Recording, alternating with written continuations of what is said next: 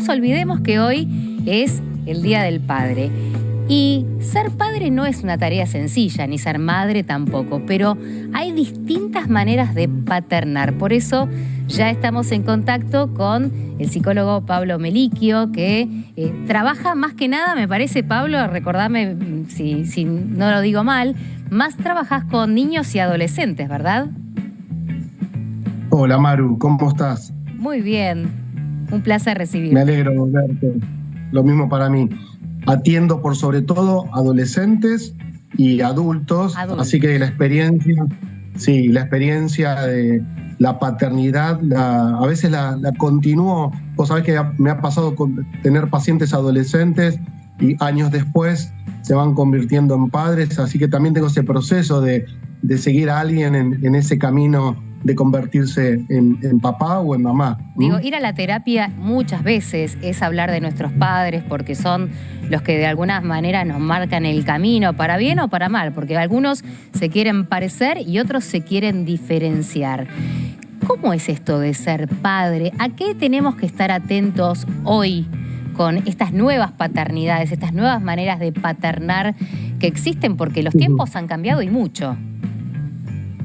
Sí, en principio comprender que la paternidad no es innata, está asociada, y en el mejor de los casos, a un deseo, ¿no? Progenitor puede ser cualquier hombre, convertirse en un padre que acompaña el proceso de desarrollo de sus hijos con un compromiso afectivo, ¿no? Con una implicancia emocional. No es fácil, por eso hay que estar preparado, hay que elegir el momento.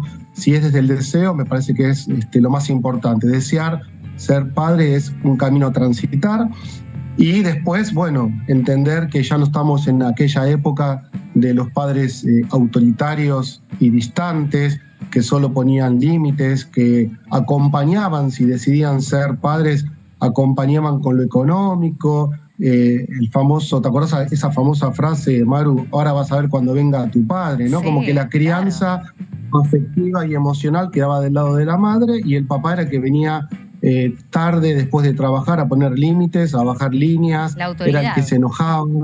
La autoridad, claro. Era como el policía bueno y el policía malo, pero hoy en día, en donde tanto la madre como el padre tienen que salir a trabajar, porque realmente con un sueldo es muy difícil que una familia se sustente, digo, también cambió el rol desde ese lugar, ¿no? Porque quizás no hay tantos momentos, pero también cambió la conciencia del hombre, del padre, frente a esos momentos que son cada vez más escasos, porque la gente trabaja muchas horas, está mucho tiempo fuera de casa y con los hijos comparte poco tiempo. ¿Hay mayor conciencia para aprovecharlo? Sí, lamentablemente con esa descripción que haces, Maru, si la mamá y el papá, si los adultos de crianza tienen que salir a trabajar, están por sobre todas las cosas afuera.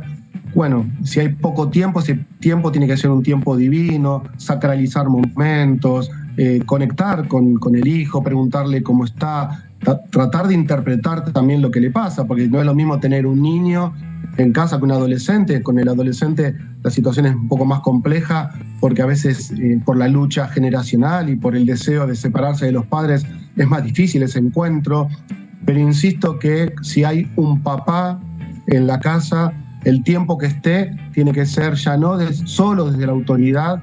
Estas nuevas masculinidades, estos nuevos padres, son aquellos que también pueden mostrar fragilidad, vulnerabilidad, que antes era imposible, y conectar afectivamente con los hijos. El amor no es solo puesta de límites, también, pero por sobre todas las cosas es tomar conciencia de la responsabilidad de la crianza, que tiene que ser con amor, con presencia, el tiempo que se pueda. Cuanto más compartís, seguro que tenés más chances de conocer a tu hijo y conocerte como padre, porque no es solamente conocer a tu hijo, sino también que tu hijo te conozca, y ese proceso, ¿no? de encuentro que es único y que te va a permitir también entender qué padre sos en relación a tu propio padre. Esto también aparece mucho en terapia, Maru, aquellos hombres que vienen un poco confundidos con qué es ser padres, porque la única experiencia que tienen es la de ser hijos, y entonces cuando quieren convertirse en padres, el modelo es tu propio padre, Entonces ahí hay una cuestión de trabajo interior muy interesante. ¿Qué repetir? ¿Dónde diferenciarte? Y lo más complejo que a veces repetimos o nos diferenciamos por una cuestión más inconsciente que electiva. Claro, qué difícil trabajar sobre eso, ¿no?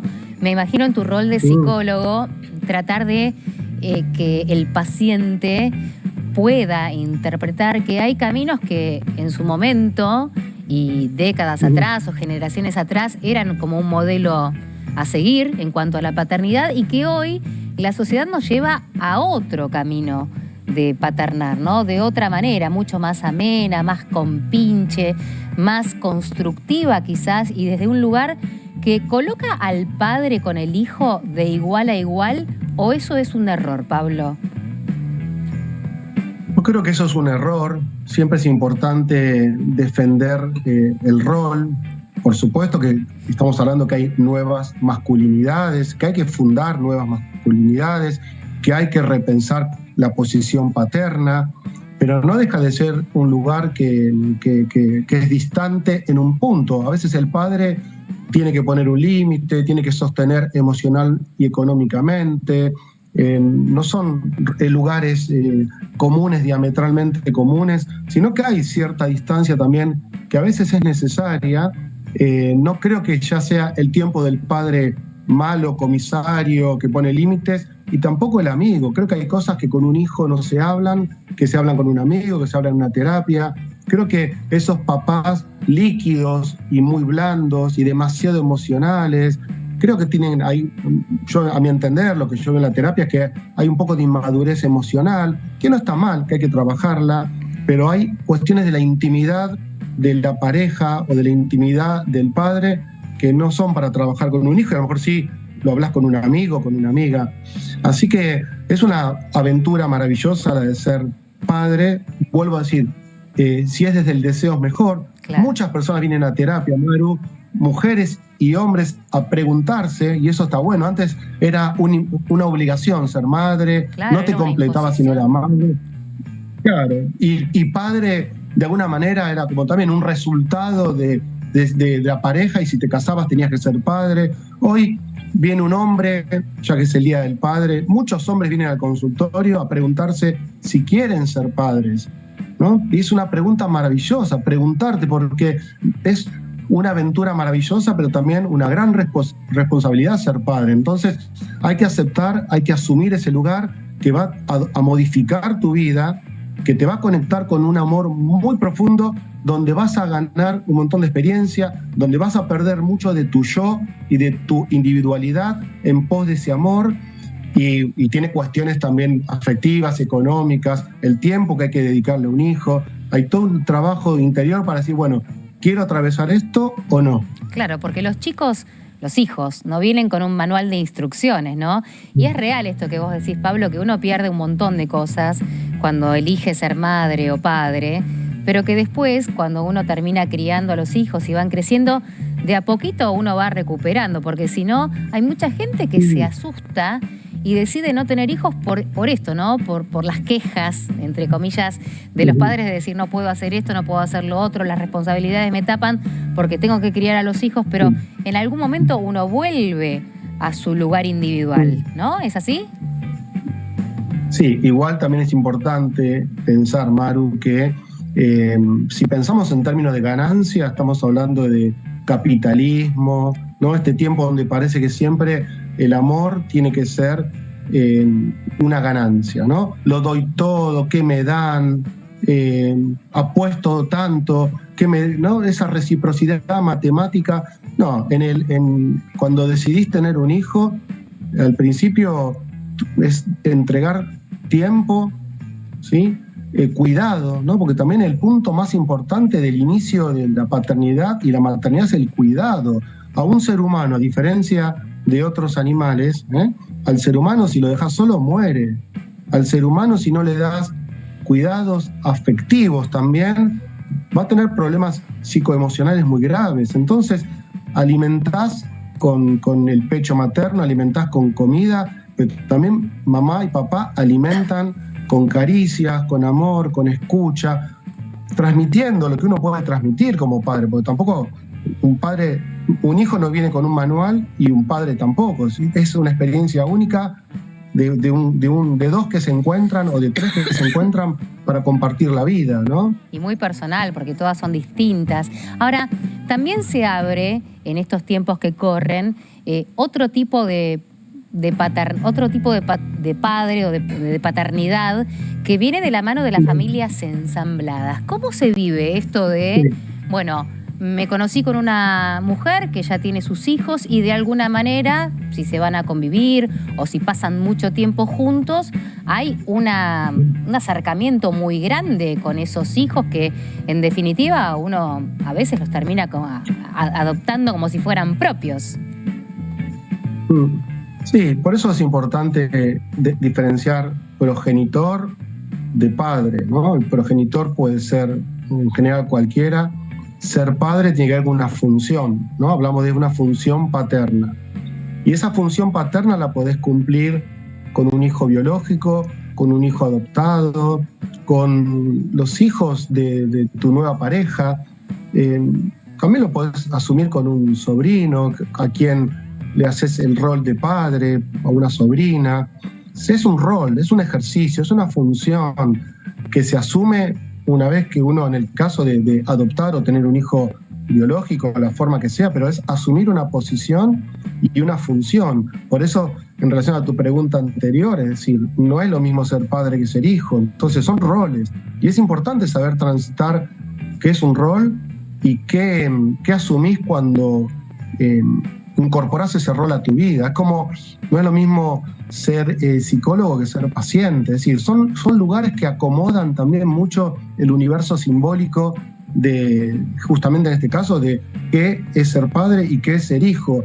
En esos lugares, por más que sean afectivos y que tengan que ver con la responsabilidad, se juega una experiencia también muy singular que uno va viendo en el curso de su propia vida, o lo puedes revisar en una terapia, pero sin lugar a dudas es muy importante esto decía, ¿no? La radiografía del padre moderno es entender que también viene complementaria de las nuevas masculinidades, ¿no? Los padres de hoy vienen con toda una incorporación de la nueva masculinidad, o por lo menos a esa masculinidad que tenemos que apuntar, que no tiene que ver con ninguna excesiva puesta de límites ni distancia afectiva, ¿sí? Ser padre también puede ser ser afectivo, emocionarse, poner en juego tu propia fragilidad. No se espera ya un padre todopoderoso que tenga potencia física, potencia económica. No, todo lo contrario. Creo que la mejor crianza es aquella que es la más humana, y uno como padre también puede poner en evidencia sus propios errores, que uno a veces se equivoca, que puede repensar una puesta de límites, que muchas veces es eso, revisar, ¿no? Lo lindo de las experiencias del amor es que uno va revisando en función de las buenas intenciones. Si hay una buena intención y me equivoco, bueno, me equivoqué, pero había de fondo una buena intención, que era amar, cuidar, poner un límite, que eso no viene en ningún manual, es claro, jugarse a la experiencia de la vida, ¿no? La verdad que es esperanzador esto de saber que se puede revertir, porque muchas veces como padres o como madres nos planteamos realmente, ¿estaré haciendo bien? ¿Soy un buen padre? ¿Soy una buena madre?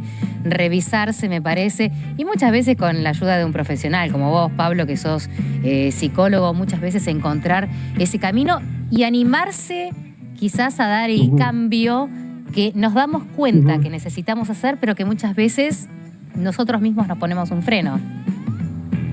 Sí, por eso es importante, ¿no? El trabajo interior, cuando uno como ser humano tiene que cumplir un rol, y en este caso el ejercicio de ser padre, cada tanto cerrar los ojos, ver cómo te estás posicionando, si realmente conectás con tu hijo de manera profunda.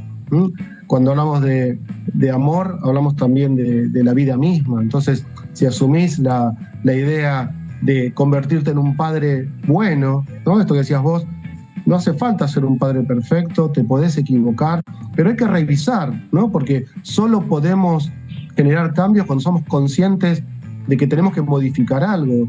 Y en la experiencia, no es lo mismo ser un padre de un bebé, de un niño, de un adolescente, de un hombre, ¿no? También cuando uno va creciendo y sus hijos van creciendo, se van trastocando la forma de vincularte. No es lo mismo ser padre de una hija que de un hijo, porque también se juega qué lugar ocupabas vos en relación a tus propios padres. Tema de terapia, ¿no? Cuando hablamos de Edipo, hablamos, ¿no? También eso, en términos freudianos, es amor y odio. Muchas veces las historias de maternidad y paternidad vienen contaminadas con tu propia historia, para bien y para mal, ¿no? Porque a veces repetís en la crianza situaciones que se te incorporaron como hijo y de alguna manera te convertís después en padre y reproducís lo que tu padre hizo sobre vos, sobre tus hijos. Hay todo un entramado psicológico y emocional muy interesante, que es muy profundo, pero que cada tanto hay que revisarlo. Claro que en la terapia no hay paciente, Maru, no hay paciente que no hable de su mamá o de su papá. Y no hay paciente que si tiene hijos o desea tener hijos, no ponga esto también a trabajar en la terapia, porque en ese espacio, justamente, ¿no? De lo que se trata es de estar en bienestar, ¿no? Que cada vez sea más profundo ese vínculo. Revisarse, entonces, sin lugar a dudas. Pablo, muchísimas gracias. ¿Y sos papá? Sí, tengo 3 hijos. 3. Bueno, muy feliz día para vos. 21, 24 y 27. Así que pasé ya. esto que dije. Si no me hacías la pregunta, parecía solo un psicólogo que trabaja con los adolescentes. Puedo hablar también un poquito desde mi propia experiencia de ser padre, ¿eh? Claro que sí, todos estamos un poco atravesados por eso. Gracias, Pablo. La verdad que el tema es súper profundo y uno podría seguir hablando muchas horas sobre este tema, porque además nunca encuentra uno la solución, ¿no?, a todos los problemas, pero para eso también existe el análisis, revisarse y tratar de aprender y de modificar para bien. Lo retomamos cuando quieras, Maru. Siempre es un placer hablar con vos por las preguntas y por tu escucha, ¿eh? Muchas gracias.